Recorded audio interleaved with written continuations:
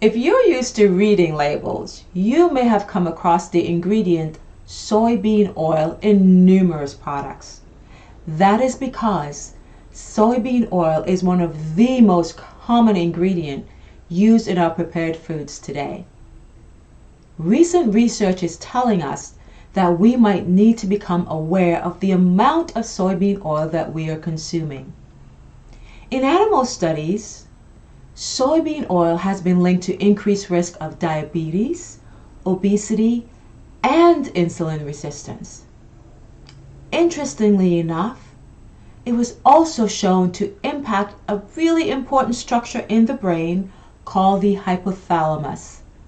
This structure is responsible for our body temperature regulation, our hormonal cycles, and even the way we manage our stress levels.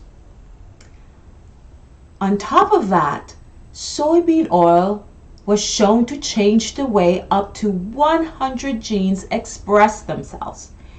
These genes were linked to the way the bodies produced energy and also linked to healthy brain function. So, as you can see, if this pans out to be also true in human studies, we need to be very much aware of how much soybean oil that we are consuming. Now, soybean oil being present in one product may not be of any concern, but when soybean oil is present in numerous products that we consume, you can see the potential for an additive effect.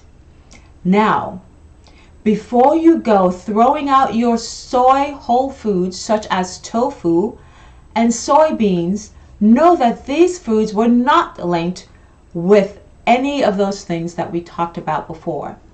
Also know that these foods only naturally contain a very minute amount of soybean oil.